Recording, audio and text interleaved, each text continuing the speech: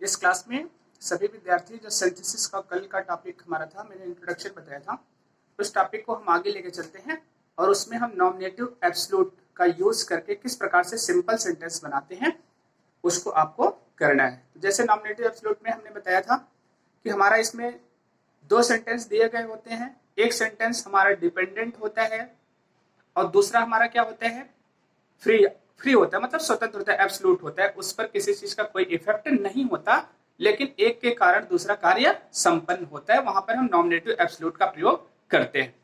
Example के तहत हम आपको ले रहे हैं, जैसे मान लीजिए हमने लिखा एक सेंटेंस आपके सामने लिखा गया।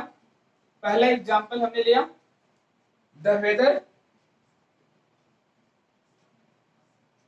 ठीक है, was stormy. The weather was stormy. Full stop. The plane got late.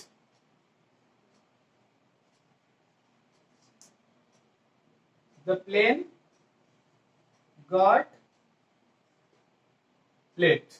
ये आपका पहला सेंटेंस हमने लिख दिया। क्लियर हो गया? अब इसमें आपको बताया कि देखिए मौसम खराब होने से प्लेन क्या होगा, प्लेन का लेट होना, मतलब मौसम का खराब होना ये कोई ऐसा कारण नहीं है, ये तो क्या है, मतलब नेचुरल फेनोमेना है, मतलब ये क्या है, स्वतंत्र है, लेकिन प्लेन का लेट होना इसका कारण बन सकता है। अब हम कह सकते हैं इसके कारण ये क्या हो गया, लेट हो गया।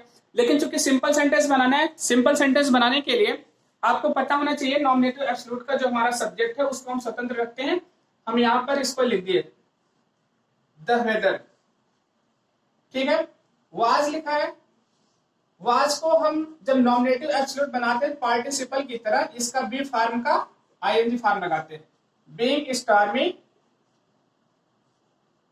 द वेदर बीइंग स्टॉर्मी, ठीक है, कामा भी लगा सकते हैं। इसके बाद आपने लिख दिया क्या, the plane got late. Clear हो गया? आपका एक सेंटेंस बन गया है। दूसरा सेंटेंस हमने लिखा, द टीचर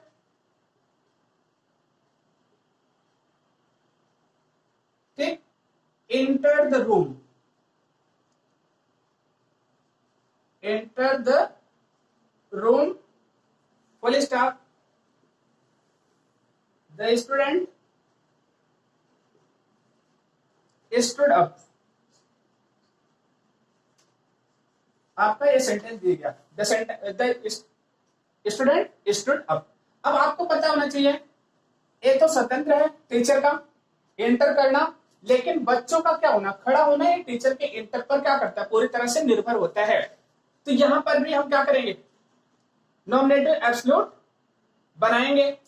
तो नॉमिनेटिव एब्सोल्यूट बनाने के लिए अब हमको करना क्या पड़ेगा, यहां तो वाज था, हम बीइंग में प्रयोग कर लिए थे, अब यहां पर इंटर लिखा। अब इंटर का आईएनजी फॉर्म आप लगाएंगे, the teacher entering the room,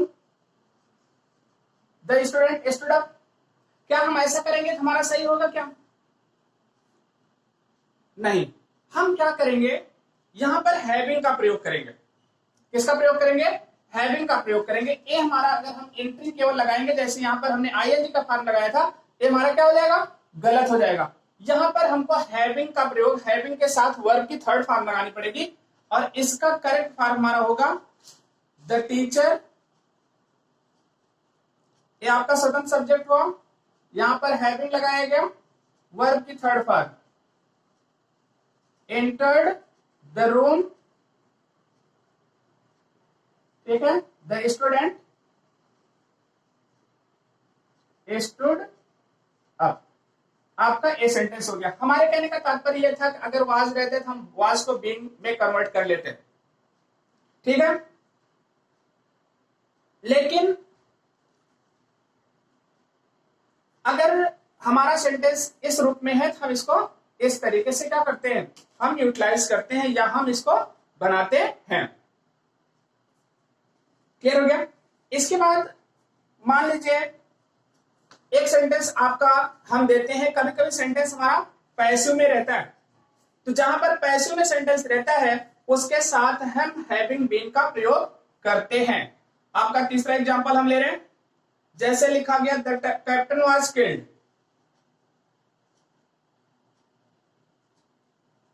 the captain was killed, full stop. इसके बाद लिखा गया द आर्मी फ्लेड,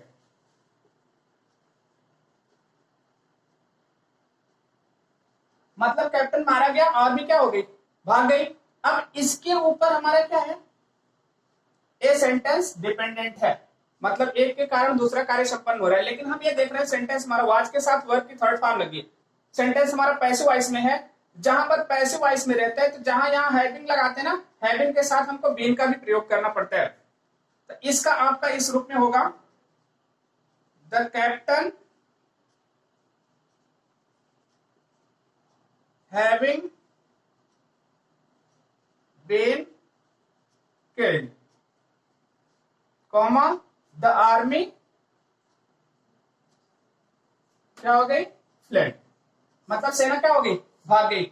अब आपको क्या करना है, नॉमिनेटिव एब्सोल्यूट में बस इतना ध्यान रखना है, अगर कहीं पर वाज का प्रयोग आता है, मतलब बी वर्ब आता है, तो वहां पर हम बीइंग का प्रयोग करेंगे। अगर कहीं पर इसके अलावा कोई वर्ब आती है, जैसे फर्स्ट फॉर्म या सेकंड फॉर्म लगाई है, तो उसके साथ हैविंग के साथ वर्ब की थर्ड फॉर्म का हम प्रयोग करेंगे।